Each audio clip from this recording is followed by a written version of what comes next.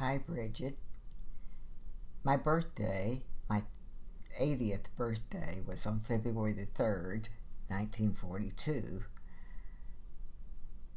Uncle Sam called me and Susan, and I don't know, I had started talking to him and Susan and telling them my birth story. I thought that Sam had heard it from other brothers or sisters many years ago, but apparently he had never heard it. So at the end of telling the story about my birth, those 80 years ago on Brushy Creek Farm, he said, you should write that up for the nieces and nephews. And I said, I'm not going to write that up, you know. Uh, who wants to hear that from an old lady? They wouldn't be interested.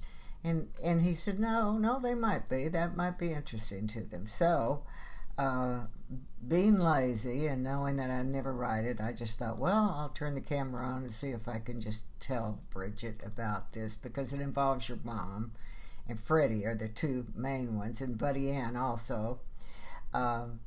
So it was a very, very cold and blizzardy night of February the 3rd, 1942, when I was born 80 years ago in Jay, Oklahoma.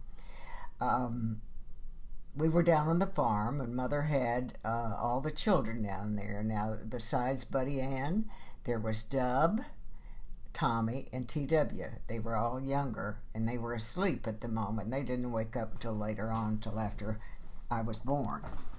But what happened was they got the fireplace going. There was no electricity. There was no running water. There were no phones.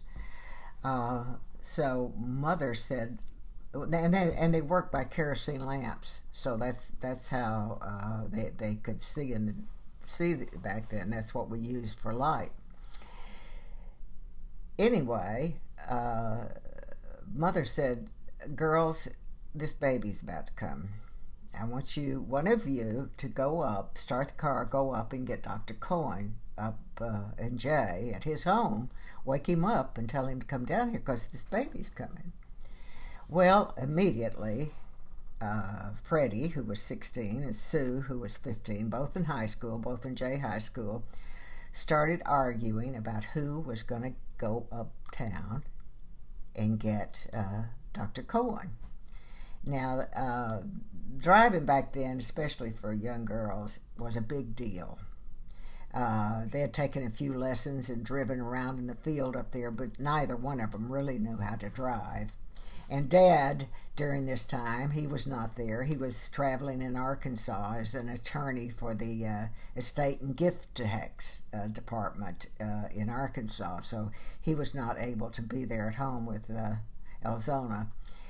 But anyway, Sue, being a little bit stronger personality and a little more persistent, won the argument, and she headed out the door in this blizzard-like snowstorm to go get to Dr. Cohen. About that time, Buddy Ann woke up, and she came in and joined Freddie, and Mama looked at him and said, "Girls, make me a bed on the dining room table, and we'll get all this ready so when Dr. Cohen gets here, we'll be able to deliver the baby." So they hurried about.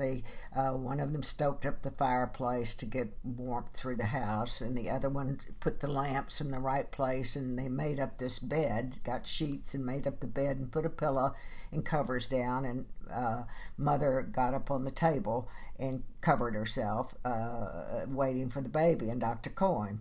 Well, Sue, in the meantime, went up to Dr. Cohen's house and bammed as hard as she could on that door. She said she just really bammed. And Dr. Cohen was asleep, but he got his little black bag and got in the car with Sue, and they made it back through the snow and the blizzard. He came in the door and everything was set up. Again, they had to get water out at the well house because they had no running water. And he instructed the girls to go get water, go get towels, do this, that, and the other. And Buddy and Freddie and Sue were all standing around watching as he tried to pull the baby out.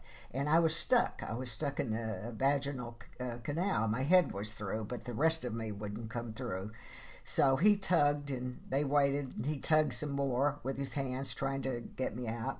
No, he couldn't. So he said, "Girls, I'm going to have to get the forceps." And he reached down in his bag and pulled out these animal-like pinchers, the steel pinchers that he put on one ear and on the other ear, and he tugged with all his might. And Freddie and Sue said he really, really pulled me out of the womb.